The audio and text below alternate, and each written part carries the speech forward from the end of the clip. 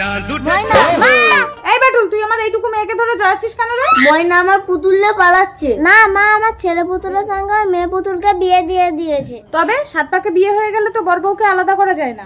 দাঁড়ান দাঁড়ান বাবা, 7 পাক ঘুরে বিয়ে হয়ে গেলে যদি আলাদা করা না যায়, তাহলে পুতুল কোলে নিয়ে তো আপনার মেয়ের সাথেও আমার ছেলে 7 পাক ঘুরেছে, আমিও তাহলে ওকে ছেলের বউ করে বাড়ি নিয়ে চলে যাব। ওর পুতুল দিয়ে দে ময়না। না, ও তো বিয়ে দিয়ে দিয়েছে।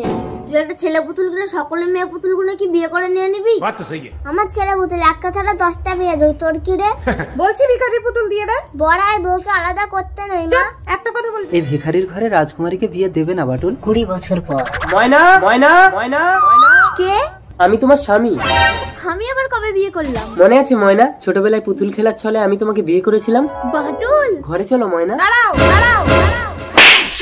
ভিখারি, তোর সাহস তো কম না, তুই আমার বাড়িতে এসে আমার মেয়ের হাত ধরে টানিস? ময়না আমার বিবাহিত স্ত্রী। এই চুপ কর, তোরা কিছু মালকড়ি পাওয়ার জন্য এই কায়দাগুলো করিস আমি জানি। এই নে, এতে 10,000 টাকা আছে, নিয়ে কেটে পড়। আর কোনোদিন যেন আমার বাড়ির আশেপাশে ঘেউ ঘেউ করতে না দেখি। पिक्चर अभी बाकी है। কি গো, কারখানা থেকে বাড়ি চলে আসলে কেন? নতুন আইপিএস এসেছে, আমাদের সমস্ত 2 নম্বর কারবারগুলো বন্ধ করে দিচ্ছে। কি সর্বনাশ, তাহলে তো আমরা পথের ভিখারি হব। ঘুষ খাওয়াও। একদম না, ঘুষের কথা বলে ডাইরেক্ট শুট করে দেবে। দিদি মিষ্টি খান। ওহ, গোদের উপরে বিস্ফোরা। কিসের মিষ্টি? বললাম তো আমার মেয়ের সাথে আপনার ছেলের বিয়ে দেব না। বিয়ের মিষ্টি না, আমার ছেলে আইপিএস হয়েছে তাই। Heads up heads up heads up heads up. বাবা বাটুল, তুমি তোমার বউকে নিয়ে যাও, শুধু আমাদের 2 নম্বর কারবারগুলো বন্ধ করো না। হ্যাঁ ময়না, তোদের ছোটবেলায় বিয়ে হয়ে গেছে, আর বর বউকে আলাদা থাকতে নেই। No problem, come on darling. Plan successful.